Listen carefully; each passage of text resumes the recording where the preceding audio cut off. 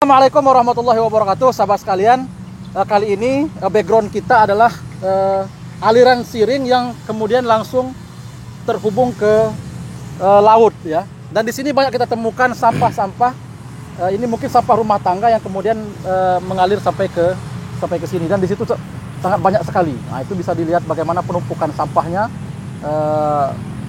Dan bisa jadi salah satu sumbernya. Alhamdulillah pada sore hari ini saya sudah bersama seorang tokoh pemuda Bengkulu yang sudah lama sekali, dari bertahun-tahun beliau konsen bagaimana isu soal sampah dan sering bukan hanya terlibat tapi menggagas aksi-aksi untuk kemudian kebersihan pantai yang ada di Kota Bengkulu. Bung Peri Pandalis, terima kasih Bung. Siap. Ya. Baik. Nah sekarang ini kan akhir-akhir ini Pemda Kota Bengkulu lagi heboh-hebohnya, ini heboh tentang pengelolaan sampah. Tanggapan Anda seperti apa terkait dengan kehebohan dari terkait sampah ini? Ya, pertama kita sangat prihatin ya dengan kondisi Kota Bengkulu pada saat ini terkait isu lingkungan. Masalah sampah, khususnya di pantai, baik Pantai Jakat, Pantai Panjang yang ada di Kota Bengkulu ini. Nah, kemarin beberapa sempat viral, ada ibu-ibu yang membuang sampah di laut. Dan itu dibumingkan dan sampai ya masuk ke televisi nasional, saya lihat ya, yang isu-isu viral di televisi nasional. Nah, ini salah satu menunjukkan bahwasannya pemerintah Kota Bengkulu khususnya yang sekarang ini wali kotanya Helmi Hasan dan Deddy Wahyudi ini tidak becus mengurus Kota Bengkulu ini. Ya, kenapa saya sampaikan begitu ya? Karena ini sudah jelas, sudah lama kita membahas masalah isu tentang sampah ini. Kupikir ini ya persoalan yang tidak menarik lagi ya untuk kita bahas lagi gitu ya. Tapi ya, kenapa ini persoalan belum juga selesai kayak gitu? Terutama untuk wali kota Bengkulu. Ini sudah 2 periode memerintah di Kota Bengkulu sebagai pemimpin kepala daerah Kota Bengkulu ini. Ya, ternyata persoalan sampah ini masih gitu. Karena sudah dibuat dulu itu Perda pemerintah Kota Bengkulu nomor 2 tahun 2011. Itu sudah jelas di dalam itu kan, sudah jelas dibuat. Pertama itu ada 3 instansi, ada 3 pihak yang berhak untuk mengelola sampah ini. Pertama Dinas Kebersihan Lingkungan Hidup, dan kedua juga itu dari setiap kelurahan harus ada LPM, harus dibentuk oleh pihak dinas terkait ini, dan juga ada pihak ketiga, pihak swasta. Nah, ini persoalannya kan di Perda itu sudah jelas diatur. Pertama, sarana prasarana itu harus difasilitasi oleh pihak pemerintah Kota Bengkulu. Nah, pertama itu. Kedua, kalau itu sudah dilakukan, otomatis ibu-ibu yang kemarin yang dipirakan itu tidak pasti membuang sampah ke laut. Nah, mengapa ibu-ibu itu membuang sampah ke laut sampai membuang sampah ini ke sungai berbagai macam? Memang ya kalau perbuatan itu sangat tidak boleh ya membuang sampah di laut. Tetapi mungkin kekecewaan mereka tidak ada tong sampah yang lain. Mungkin mereka mau membuat lobang, dikali lobang, ditutup berbagai macam, itu sudah penuh kayak itu. Nah, mereka juga untuk membuang sampah ke TPA air sebakul jauh jaraknya gitu ya. Artinya kalau menurut Bung ini fasilitas tong sampah di tempat-tempat wisata itu masih sangat kurang diadakan oleh Pemda Kota ya? Iya, karena gini, dalam Perda nomor 2 tahun 2011 itu kan jelas harus disiapkan, difasilitasi oleh pihak pemerintah, khususnya Kota Bengkulu ini, itu ada 2, sampah organik dan anorganik. Nah, itu di fasilitas umum, untuk tempat Pantai Panjang, masjid, puskesmas, berbagai macam tempat gedung-gedung pemerintahan Kota Bengkulu ini, tempat fasilitas umum ini harus disiapkan fasilitas tong sampah kayak gitu. Nah itu tahapan pertama. Keduanya ini harus diserahkan dengan pihak LPM masing-masing kelurahan. Nah, tapi kenyataannya pada saat ini nggak ada kayak gitu. Nah, kita sudah cek, kalaupun ada di setiap masing-masing kelurahan, ini tidak semua merata ya. Ada beberapa di tempat memang tidak ada tong sampah. Dan itu mungkin inisiatif dari pihak kelurahan setempat, LPM setempat. Dan itu masih jalan. Tapi kalau semua di Kota Bengkulu ini berjalan, berarti kenapa sampah ini masih dibuang ke laut, masih berserak seperti saat ini, sore ini kita lihat berserakan di Pantai Jakat Kota Bengkulu ini. Dan gitu. Salah satunya ini dari ini kan dari Siring juga, Bung. Ini salah satu Siring dari pemukiman masyarakat yang ada di pantai Kota Bengkulu ini. Nah, ini salah satu membuktikan mengapa masyarakat ini membuang sampah ini ke sungai kayak gitu ya. Ke Siring-Siring ini. Nah, kita tidak terlalu menyalahkan masyarakat persoalan di sini, karena mungkin masyarakat sudah jenuh ya, sampah dia taruh di depan rumah tidak diambil, air hujan dia turun ke sungai kayak gitu. Nah, airnya masuk ke laut. Nah, ini polemik yang kita rasakan oleh pihak pemerintah Kota Bengkulu saat ini, terutama juga kita tidak tahu urusan dari pihak DPRD Kota Bengkulu ini ya. Nah, bagian DPRD sebagai ya, bagian DPRD. Nah, DPRD kita ini, terutama DPRD perwakilan Kota Bengkulu ini, mereka seharusnya bersuara juga. Mereka seharusnya kondisi saat ini terkait isu lingkungan, masalah sampah ini, mereka jangan diam gitu. Nah, ya mereka harus turun ke lapangan. Kan ada dapil reses masing-masing ya di wilayah dapil mereka masing-masing. Dia lihat kebutuhan masyarakat. Ya, tampung aspirasi masyarakat. Jangan seolah-olah DPR lepas tangan juga gitu ya. Khususnya tim Bangga. Pemerintah ini jangan marah-marah dulu, jangan turun ke masyarakat ketika kejadian viral video ibu-ibu membuang sampah kemarin, tapi siapkan dulu fasilitasnya. Sudah disiapkan fasilitasnya, kumpulkan LPM-nya. LPM-nya menyampaikan dengan masyarakat supaya masyarakat itu kan ada ini 3 tahap ya. Ada memang benar-benar diserahkan dengan pihak swasta. Pihak swasta membayar seperti saya. Saya ini membayar iuran itu per bulan 25.000. 25.000 per bulan untuk pihak ketiga mandiri. Mereka ngambil sampah di rumah itu 3 hari sekali mereka ngambil. Kita ngeluarkan supaya sampah kita jangan kita buang ke sungai gitu. Nah, dan artinya orang yang membayar itu, yang secara mandiri itu, dia tidak membuang sampah sembarangan lagi. Tidak membuang sampah, diangkut dan itu dibuang di air Subakul ya, tepi air Subakul. Nah, yang kedua ini memang diserahkan dengan pihak LPM, lembaga pemberian masyarakat, khusus dibuat oleh masing-masing kelurahan. Nanti masyarakat itu tetap iuran, tapi berapanya itu terserah masyarakat. Apa 5.000, apa 2.000, apa 1.000 kayak gitu ya. Sepakatan dari pihak LPM di lurahan masing-masing. Nah, kita ingatkan sekali lagi untuk pihak pemerintah Kota Bengkulu, jangan main-main kayak gitu. Nah, karena ini kami 2014 dulu kita sudah membuat kegiatan hampir 1.000 lebih ya di Pantai Jakat ini.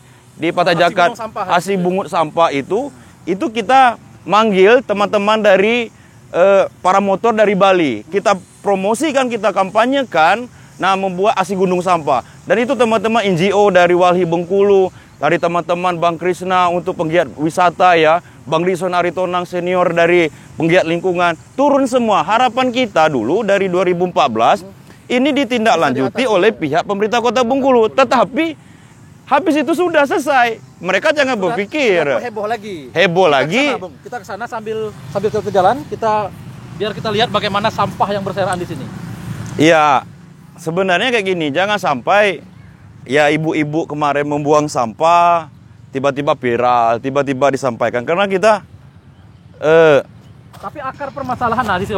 Oke, di sini bisa dilihat kawan-kawan sekalian, banyak sekali sampah padahal ini adalah pantai yang sangat andalan. Benar, ya. Andalan di Kota Bengkulu. Bayangkan bagaimana pantai seperti ini, Bung Ferry. Ya, kita lihat di ujung ya. Di ujung sana itu banyak tamu-tamu kita, mungkin dari Pagar Alam, dari Linggau, dari Palembang, berbagai macam dari 2 daerah. Mereka mandi. Mandi di ujung sana pakai ban. Tapi di sini sampah banyak. Nggak tahu, ada pampers, ada berbagai macam sampah ya dari berbagai macam sampah ini. Dan ini efeknya pasti nyatu dengan orang mandi di sana, air. Nah, berarti kan munculnya nanti kan penyakit, alergi, berbagai macam gatal-gatal. Nah, ini kalau kita lihat pemerintah Kota Bengkulu ini, ya kemana dinas kebersihan, kemana dinas ya untuk lingkungan hidup, kemana dinas pariwisata Kota Bengkulu. Nah, kemarin ini sudah jelas, otonomi daerah sudah mengatur, ini wilayah Kota Bengkulu. Tanggung jawab penuh dengan Kota Bengkulu. Ya, saya ini kecewa ya, dan saya karena apa? Sudah capek kita mengurus sampah ini, dan saya sudah sampaikan langsung dengan pihak pemerintah Kota Bengkulu, khususnya wakil wali Kota Bengkulu ini sudah saya sampaikan kebersihan sampah selalu di Pantai Panjang. Kenapa tidak dibersihkan di Pondok Besi ini, di Tapak Padri ini, Pantai Jakat ini? Nah, di sini paling banyak sampah. Kalau memang ya foto-foto kita kirim itu ya sekadar kampanye boleh lah, seremonial. Cuman kalau mau serius ya ke sini, datang ke sini. Ini paling tumpukan sampah paling banyak di pantai Kota Bengkulu ini ya. Nah, kemarin banyak isu, berbagai macam isu. Nah, wilayah itu dari pihak itu ngambil, wilayah itu ambil. Sekarang pertanyaannya, kalau kota tidak becus mengurus pantai Kota Bengkulu ini, serahkan dengan pihak ketiga ataupun serahkan dengan pihak misalnya provinsi yang mengambil alih. Ya, karena saya sudah kesal, jujur. Saya sudah sudah sering, sudah bebui-bui yang mulut saya sampaikan dengan pihak kampanye mungkin kita sosialisasi di media-media TV lokal Bengkulu, sudah wawancara dengan beberapa media online Bengkulu, sudah kita sampaikan, kumpulkan komunitas lingkungan, mahasiswa berbagai macam. Jadi sudahlah gitu ya. Tadi kita diskusi juga dengan teman-teman penggiat pariwisata Bengkulu, sudah kita sampaikan bagaimana solusi baik untuk masalah sampah di pantai-pantai Bengkulu ini. Nah, solusinya itu duduk bersama, ayo kita bahas. Jangan bahasanya kayak gini ya. Kita berbuat dulu. Kalau berbuat sudah 12 tahun kita berbuat membersih sampah ini. Jangan ngomong kami tidak bisa berbuat gitu. Mereka lagi memegang kekuasaan, ya berbuatlah dong. Iya. Mereka diberikan ruang. Nah, Bung Peri, jadi salah satu tadi yang kemudian menjadi sumber adalah petugas. Dan benar. Tadi Bung Peri menyampaikan 25.000. Kalau saya 20.000 Iya. bayar kepada Mandiri, dan ya kita sukarela saja. Benar, kan? ikhlas Asal kita bersih. ya. Nah, tapi tentu ada masyarakat yang kemudian tidak membayar, dan diduga inilah yang kemudian mereka membuang ke sungai, irigasi, bagaimana macam bayangkan ya. kalau kemudian Pemda Kota Bengkulu melalui LPM dan sebagainya ya. menyiapkan petugas untuk menjemput di rumah-rumah. Iya. Menurut Bung Peri gimana itu? Ya itu layaknya harus seperti itu. Jadi pihak pemerintah kota melalui dinas terkait, dinas kebersihan ini kan. Nah, mereka membentuk lembaga-lembaga kayak LPM tadi masing-masing kelurahan. Kelurahan ini berembuk langsung dengan masyarakat. Nanti ada iuran berbagai macam. Apakah ada iuran dari masyarakat ataupun memang dari Pemda menganggarkan kayak gitu. Nah, kalau masyarakat ini kan ada laporannya mereka menolak untuk membayar ya, menolak untuk membayar iuran tadi. Berarti Pemda harus menyiapkan. Karena apa? Masyarakat sudah membayar pajak, itu harus diingatkan. Membayar pajak, memang kita ini harus dilayani, ya kan? Dari listrik kita sudah dipotong 10%, itu harus diketahui juga ya.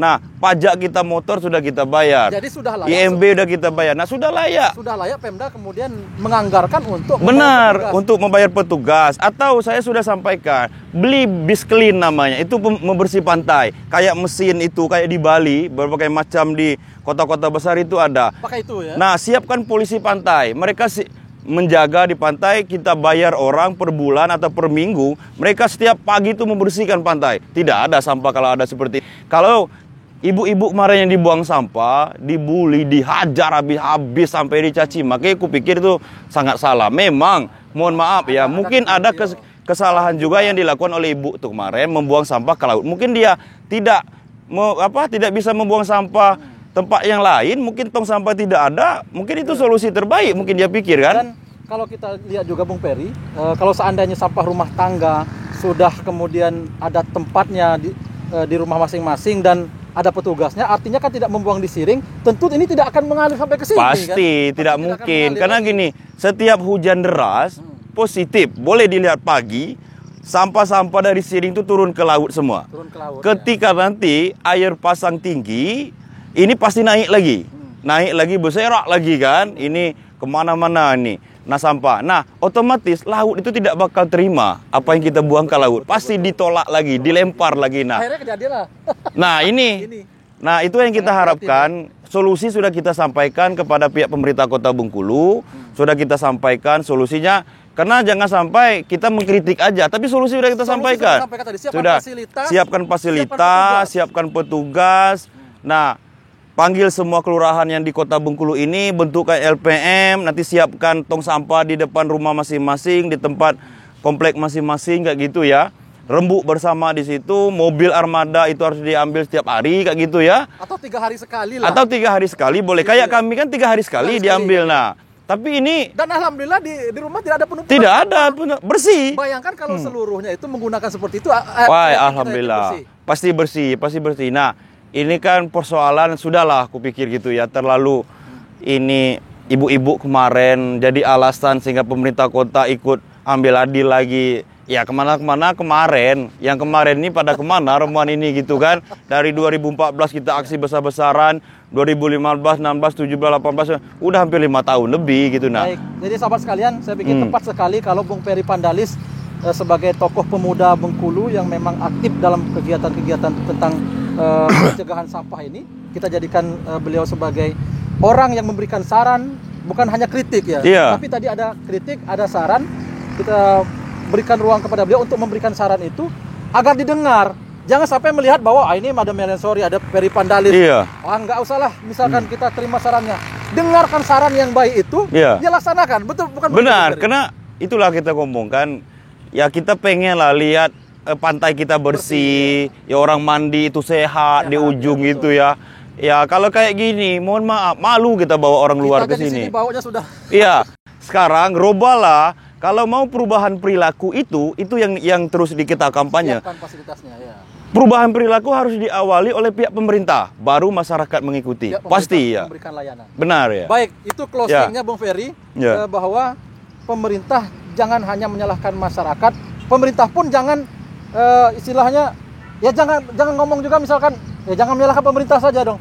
Ya pemerintah evaluasi. Benar ya. Kenapa ini terjadi? Artinya pemerintah harus memberikan pelayanan terlebih dulu ke masyarakat. Ya disiapkan dulu fasilitas. Siapkan petugasnya. Ya. Baru kemudian pemerintah kalau memang itu sudah instrumennya sudah diberikan, baru ternyata masih juga masyarakat membuang sampah sembarangan, baru ditindak. Iya. Gitu ya. Ya. Terima kasih, Mas Benar. Intinya itu. Terima kasih untuk Bung Melian untuk Sayang, terima kasih nih. ya ruangan ini. Karena begini ya. Secara komunikasi kita sudah sampaikan dengan pihak pemerintah Kota Bengkulu, ayo buat 1, 2, 3, 4 ini. Nah, ayo sama-sama kita kerjakan dengan hal yang baik. Kalaupun ini tetap tidak dilakukan, tidak dikerjakan, berarti mereka, ya saya nggak tahu lah, keinginan mereka untuk membangun Kota Bengkulu. Baik, sahabat sekalian, terima kasih. Mudah-mudahan dialog ini bermanfaat dan didengar oleh Pemda Kota Bengkulu, saran walaupun dari kami. Ya, karena kami ini warga Kota Bengkulu yang siap membayar pun juga untuk kemudian mandiri kami sudah bayarkan. Artinya bayangkan kalau kemudian Pemda Kota Bengkulu menyiapkan fasilitas itu, memberikan petugas kepada masyarakat, jadi masyarakat insya Allah tidak akan membuang sampah sembarangan. Benar. Demikian, Assalamualaikum warahmatullahi wabarakatuh.